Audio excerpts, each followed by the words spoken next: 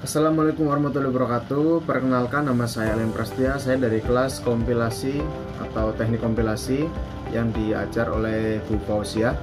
Baik, di kesempatan kali ini saya akan membuat vlog sederhana, membuat vlog singkat tentang fase kompilasi.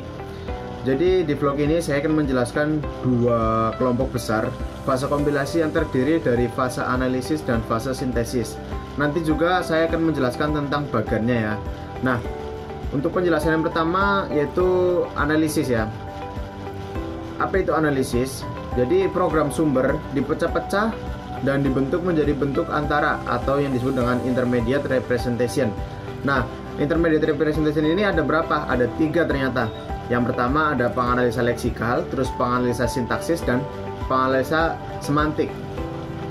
Nah, oke. Nanti penjelasannya tentang 3 intermediate representation ini akan dijelaskan di penjelasan berikutnya, yaitu dalam bagan ya. Nah, terus yang kedua ada sintesa. Nah, sintesa ini terdapat 3, yaitu pembangkit kode antara, terus pengoptimal kode, dan pembangkit kode. Dan selanjutnya adalah tentang bagannya ya. Nah, di sini kita melihat bagan bahwa ada program sumber. Program sumber itu apa? Kayak bahasa sumbernya itu bagaimana, terus bahasa sasarannya yang paling bawah itu nanti seperti apa bentukannya. Oke, saya jelaskan dari yang pertama ya. Yang pertama itu ada yang namanya lexical analyzer ya, yaitu membaca program sumber atau karakter demi karakter. Nah, itu tugasnya penganalisa leksikal ini untuk membaca program sumber karakter demi karakter ya. Nah, terus yang kedua ada setelah lolos dari lexical analyzer dilanjut dengan syntax analyzer. Jadi ada 3 tahapannya, nanti ada leksikal, terus sintaks, sama semantik ya. Nah, syntax analyzer itu apa? Untuk memeriksa kesesuaian pola deretan token dan aturan sintaks yang ditentukan dalam bahasa sumber. Jadi tokennya itu sudah ditentukan oleh aturan sintaks dalam bahasa pemrograman yang kalian pakai gitu ya. Misalnya sintaks untuk ekspresi if, then, adalah begitu. Nah, terus yang ketiga penganalisanya adalah semantik ya, semantik analyzer, kita bisa sebut penganalisa semantik begitu, yaitu untuk memeriksa token dan ekspresi dari batasan-batasan yang ditetapkan dari masing-masing bahasa sumber. Batasan-batasan tersebut misalnya batasannya itu panjang maksimum token identifier adalah 8 karakter, terus panjang maksimum ekspresi tunggal adalah 80 karakter, terus nilai bilangan bulat adalah berapa gitu ya. Oke, setelah lolos dari 3 intermediate representation itu, nanti ada yang namanya di sini yang tadi ya, proses fase sintesanya. Setelah lolos dari fase analisa akan lanjut ke fase selanjutnya, yaitu fase sintesa. Nah, fase sintesa ini ada berapa? Ada 3, pembangkit kode antara, pengoptimal kode, sama pembangkit kode. Oke. Nah, penjelasannya bagaimana? Nah, di sini kan sudah terjelas ya. Nanti kalau ada error maka akan pengelola tabel simbol. Terus akan menuju ke penanganan kesalahan gitu ya. Kalau di fase analisa yang sudah salah, nanti akan tidak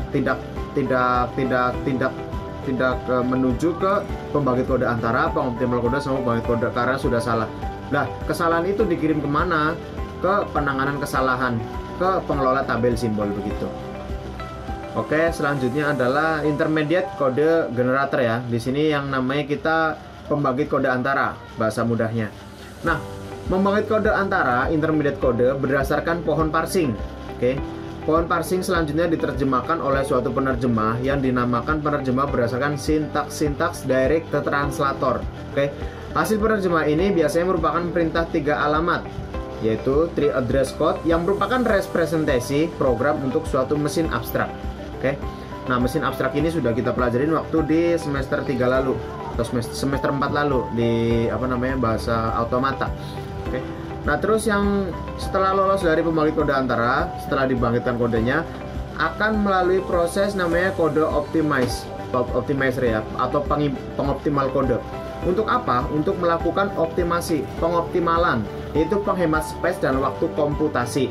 Jika mungkin, terhadap intermediate kode dilakukan juga pendeteksian suatu ekspresi yang sering terjadi. sehingga pengulangan tidak perlu terjadi dan lain sebagainya. Oke, begitu. Jadi seminimal mungkin waktu yang diperlukan untuk melakukan kompilasi, tidak membuang-buang banyak memori, waktu gitu ya.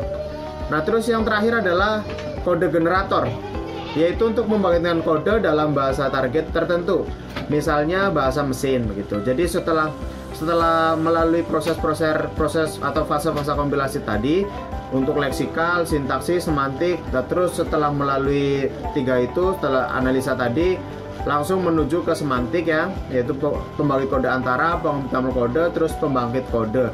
Setelah itu masuklah ke bahasa sasaran atau biasa kita sebut dengan outputnya begitu. Oke, mungkin itu yang bisa saya jelaskan di bagian ini program bagian fase kompilasi ini. Nah, selanjutnya saya akan menuju ke aplikasi yang telah saya buat, yaitu aplikasi compiler mini ya. Saya akan menunjukkan bagaimana caranya mengaplikasikannya atau menjalankannya.